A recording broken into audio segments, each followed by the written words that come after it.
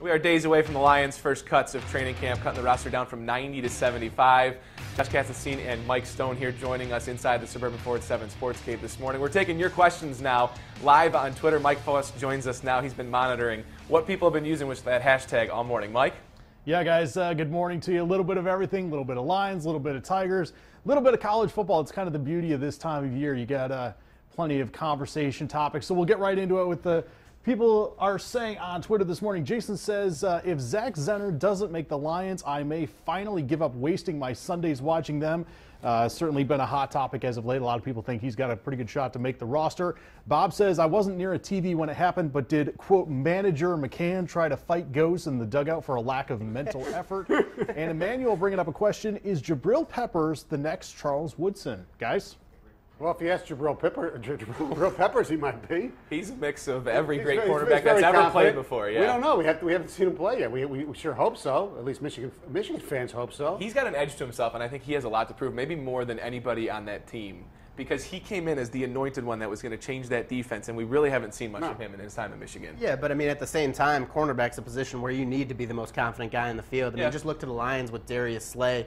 I mean, that guy came in as a rookie, expected to do big things. He got humbled a little bit, but now he's back to, being the loudest guy, the funniest guy, and I mean, having that confidence in yourself helps you overcome, any big plays you give up. The Zenner thing is amazing to me. That somebody actually would say that, because I've heard that before. Even before he played well the other night. If he doesn't make the team, I'm not a Lion fan anymore. That's the reason, after all these years, that would tip you over the edge. But he's going to make the team. I mean, no doubt. He's definitely going to make the team. And I think people, though, need to realize that making the team doesn't mean he's all of a sudden going to run for 1,000 yards. And it doesn't mean he's going to be active every week Exactly. either. He's going to be the fourth tailback, and unless, the Lions can trust him on special teams, he won't be active until there's an injury. So we might want to temper, the expectations with this guy right now. Over 80 yards from scrimmage each of the last two games. He gets in the end zone this last one. We're watching some of what he did against Jacksonville. I mean, he has the power. The whole running back position is interesting because Matthew Stafford kind of let the cat out of the bag last week and kind of, I guess, led us to the assumption we all kind of knew it was going to be a running back by committee this season no matter what Joique Bell's health was going to be.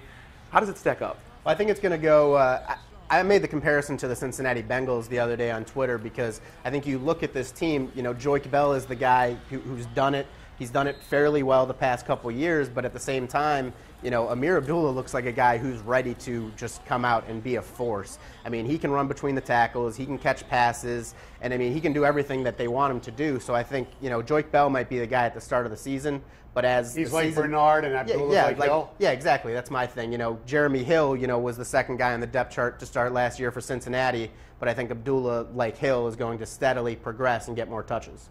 When you see Theo Reddick last year, I know at camp we all saw and talked about him as here's a breakout performer. Reggie Bush was on his way out, slowed down a little bit. Theo was the next guy. Where is he now? He gets used like Philly uses Darren Sproles, probably, right? Yeah, right. I mean, he's still going to be the third guy on that depth chart. I think they're going to find a way to get him in as, a slot receiver, get him passes, because even though he's better as a runner now than he was, I think that his best asset is still, catching passes, making guys miss after that. All right, coming back from the break, we have much more ahead. We have our high school game of the week options for you to vote on.